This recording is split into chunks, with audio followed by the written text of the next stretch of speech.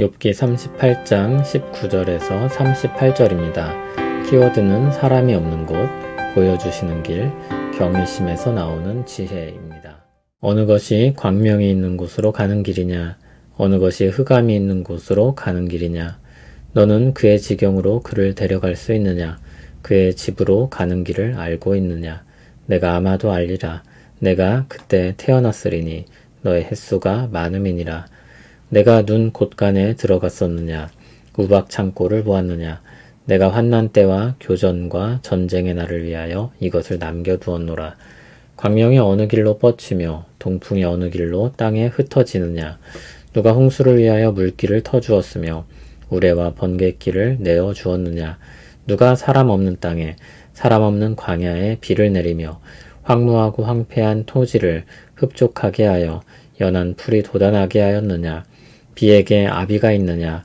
이슬방울은 누가 낳았느냐. 얼음은 누구의 태에서 났느냐. 공중에 서리는 누가 낳았느냐. 물은 돌같이 굳어지고 깊은 바다의 수면은 얼어붙느니라. 내가 묘성을 메어 묶을 수 있으며 삼성의 띠를 풀 수 있겠느냐. 너는 별자리들을 각각 제때 이끌어낼 수 있으며 북두성을 다른 별들에게로 이끌어갈 수 있겠느냐. 내가 하늘의 궤도를 아느냐. 하늘로 하여금 그 법칙을 땅에 베풀게 하겠느냐. 내가 목소리를 구름에까지 높여 넘치는 물이 내게 덮이게 하겠느냐. 내가 번개를 보내어 가게 하되 번개가 내게 우리가 여기 있나이다 하게 하겠느냐. 가슴속에 지혜는 누가 준 것이냐. 수탉에게 슬기를 준 자가 누구냐. 누가 지혜로 구름의 수를 세겠느냐. 누가 하늘의 물주머니를 기울이겠느냐. 티끌이 덩어리를 이루며 흙덩이가 서로 붙게 하겠느냐. 아멘. 하나님께서 계속해서 말씀하십니다. 이번에도 질문들을 던지시지만 답은 정해져 있는 질문입니다. 그 답은 하나님과 인간의 현격한 차이를 드러냅니다. 하나님을 겸손히 경외해야 할 것을 가르칩니다. 19절에서 21절은 밤낮을 주관하시는 하나님을 말합니다. 광명과 흑암이 가는 길은 밤낮이 바뀌는 것을 묘사합니다. 빛과 어둠이 마치 배우가 무대에서 들어오고 나오듯이 의인화되어 묘사되고 있습니다. 21절은 욥이 그때 태어난 욥이라면 알 것이라고 했는데 풍자적인 말씀입니다. 빛과 어둠을 창조하시던 그때 사실 욥은 없었지만 욥이 있었다면 알 것이라는 말입니다. 그러니까 사실 모른다는 이야기입니다. 욥은 물론 모든 사람이 없던 그날 그 세계의 일입니다. 밤낮을 주관하시는 하나님의 일에 대한 말씀입니다. 22절에서 25절은 자연 현상에 대해 특히 하늘에서 일어나는 일에 대해 말합니다.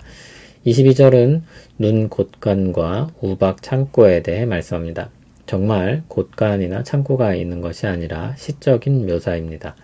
23절을 보면 환난 때와 교전과 전쟁의 날을 위해 남겨두셨다고 말씀합니다. 하나님은 그와 같은 것들을 필요에 따라 모으시고 또 쓰신다는 것입니다. 광명과 동풍도 그렇습니다. 홍수와 우레와 번개도 그렇습니다.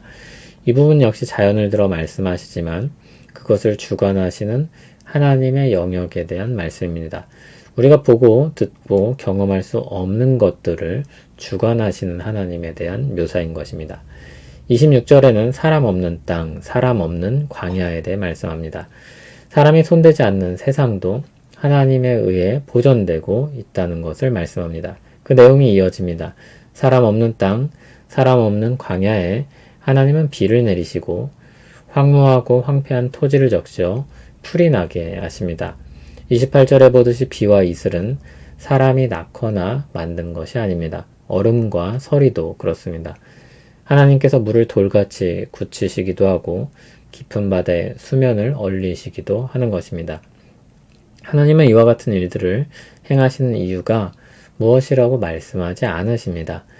엘리후는 그와 같은 일들이 사람을 위한 일인 것처럼 말했었지만 하나님의 말씀은 좀 더 거리감이 있습니다. 그 의도와 이유와 방식 등은 감추어진 것입니다.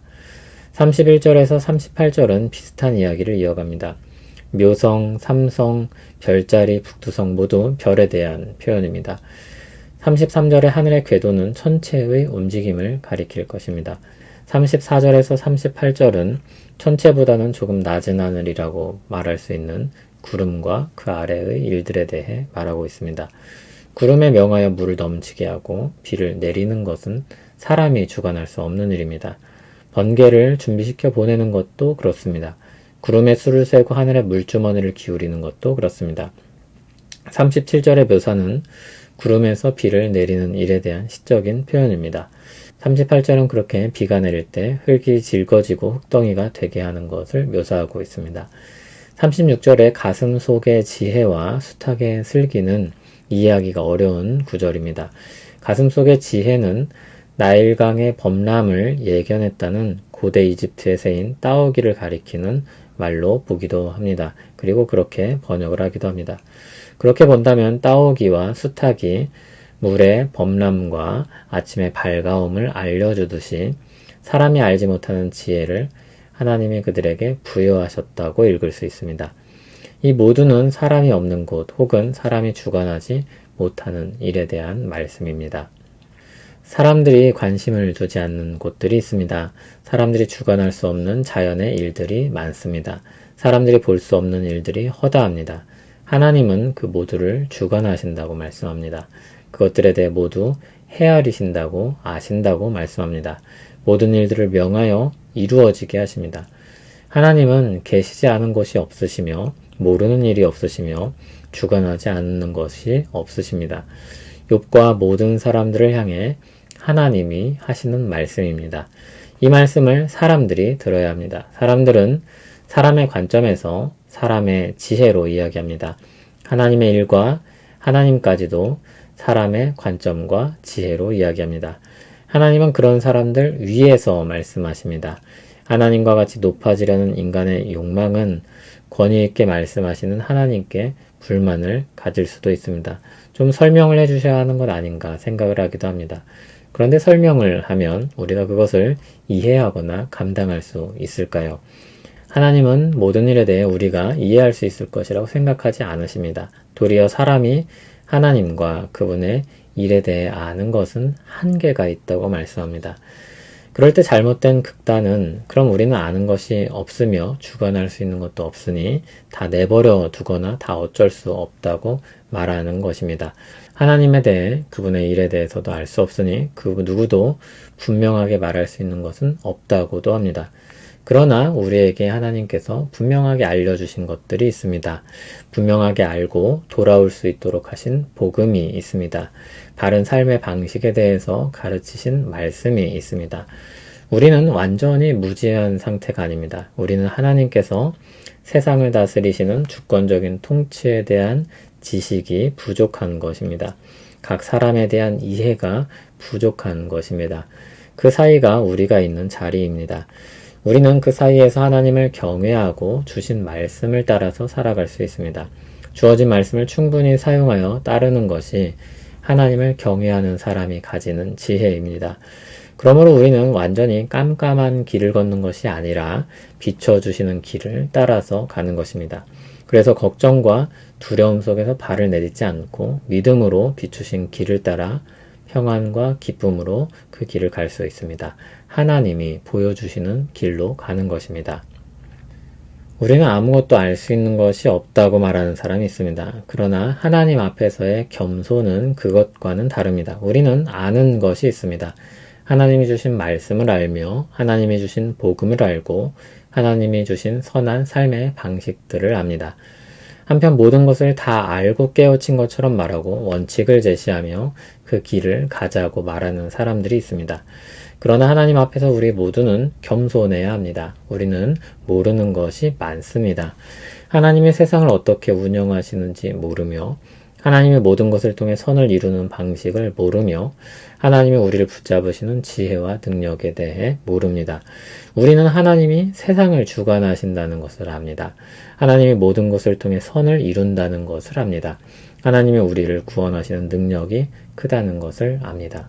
그러나 그 목적과 방식과 그 모든 길들을 아는 것은 아닙니다. 하나님을 경외하는 것이 지혜와 능력입니다. 하나님을 믿는 것이 우리의 평안과 기쁨입니다. 창조주 하나님을 경외함으로 찬송합니다. 우리의 창조주이시며 구원자이신 주님께 모든 영광을 올려드립니다. 우리가 주님의 말씀을 듣게 하시고 주님을 향해 살아가게 하시니 감사합니다. 비추시는 길을 따라 믿음으로 발걸음을 내딛습니다. 오늘도 우리를 인도하고 보살펴 주시옵소서. 예수님 이름으로 기도합니다. 아멘.